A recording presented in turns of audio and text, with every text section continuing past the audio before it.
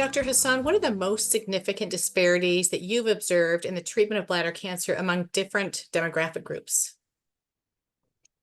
Yeah, so unfortunately, we did find, and actually, before I even start, let me preface this by saying there was a study done about 3 decades ago, the early '90s, that looked at the diagnosis and prognosis of bladder cancer patients in the '60s, '70s, and '80s, and they found that there was a worse prognosis for African Americans, in particular, other minorities, but mostly African Americans, both when it comes to diagnosis, like they were diagnosed later, and then their outcomes. They had worse survival, worse cure rates. And I'm sorry to say that we repeated the study. They use SEER data. It's a national database, and we use the National Cancer Database (NCDB) to do a similar study, looking much later. So we did this a few years back, and so we're looking at the 2000s, 2010s, up to 2020. Fortunately, we actually found the same results. The overall prognosis is better because the overall treatment and management is better, but the differences, unfortunately, still remain. So, Black patients were almost twice as likely to be diagnosed in later stages, i.e., stage four, uncurable stages, than their white counterparts. And that obviously means that there's gonna be worse outcome when it comes to cure rates and survival, overall survival. And so we still do see that today. Okay, thank you for that information. I also have a follow-up question to that because I read your study a little bit and learned a little bit more about some of the factors that lead to a later diagnosis.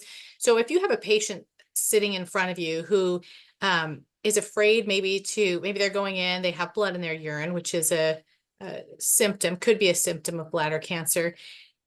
Their PCP has told them originally, well, it might just be, you might be on your period. It could be something else. They go in once or twice.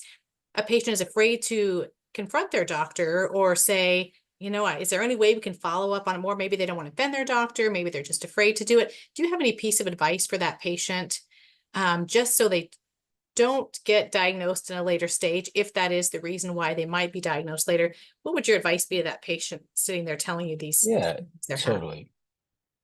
So I think one would be surprised. First of all, never worry about offending your doctor. That's one thing that I start with, and I say that a little tongue in cheek, but I actually mean that because there have been plenty of times where your doctor's not trying to be dismissive, right? They're not trying to just, obviously, you never want to be the one to miss something. You never want to be the one to miss bladder cancer, right?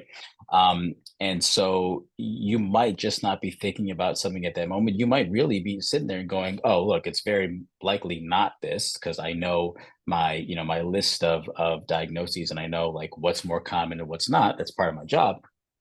And so it's not so much the attempt to offend or miss something, but the second you bring it up, the second that you advocate for yourself, far more likely, we're far more likely to act on it.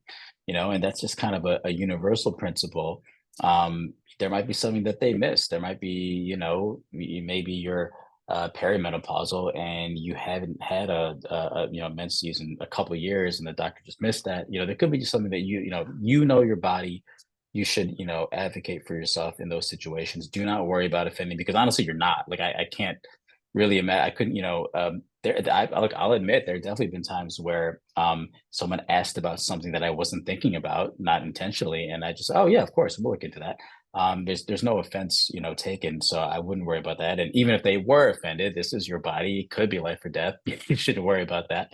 The second thing I want to mention, though, is that you know it's probably not as likely that everyone is seeking medical care and then one is just being dismissed. Certainly is possible, and certainly we do have evidence of that happening, and unfortunately in different situations.